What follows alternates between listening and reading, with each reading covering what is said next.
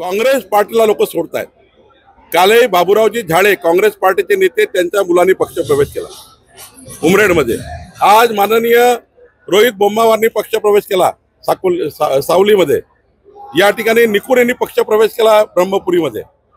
आज बंटी भांगडियाजी अतुल देशकरच्या नेतृत्वामध्ये 600 काँग्रेस कार्यकर्त्यांनी सोडलं काँग्रेसला। कारण काय, काँग्रेस पार्टीमध्ये कोणी नेता एकामेकाला सहन करत नाही।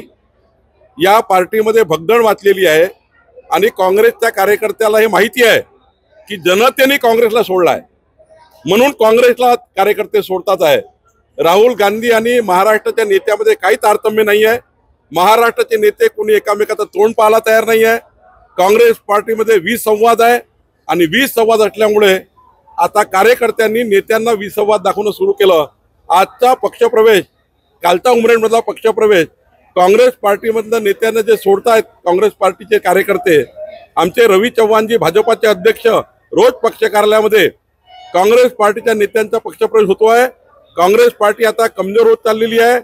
काँग्रेस पार्टीला लोकांनी सोडलेला आहे आणि म्हणून आज रोहित बोम्मावारच्या उपस्थितीमध्ये 350 कार्यकर्त्यांनी पक्षप्रवेश केला। ही काँग्रेसच्या पतनाची नांदी आहे। पुढच्या काळामध्ये अजून पक्षप्रवेश होणार आहे। नाही, या मतदारसंघामध्ये खऱ्या अर्थाने काँग्रेसच्या कार्यकर्त्यामध्ये अस्वस्थता आहे। काँग्रेसच्या कार्यकर्त्याला नेते विचारत नाहीये आणि काँग्रेसच्या कार्यकर्त्याला भविष्य वाटत नाही। भारतीय जनता पार्टीचं सरकार हे जनहितामध्ये काम करत आहे। शेतकऱ्याच्या नुकसान भरपाई भाजपाचं सरकार देणार आहे। शेतकऱ्याची कर्जमाफी भाजपाचं सरकार करणार आहे।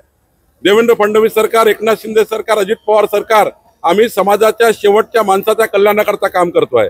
त्यामुळे जनतेचा विश्वास वाढलाय। काँग्रेसचे कार्यकर्ते हतबल झालेले आहेत आणि काँग्रेसचे नेते निवडून आल्यानंतर काँग्रेसच्या कार्यकर्त्याला सांभाळायला तयार नाही आणि म्हणून त्यांचा पक्षप्रवेश होतोय।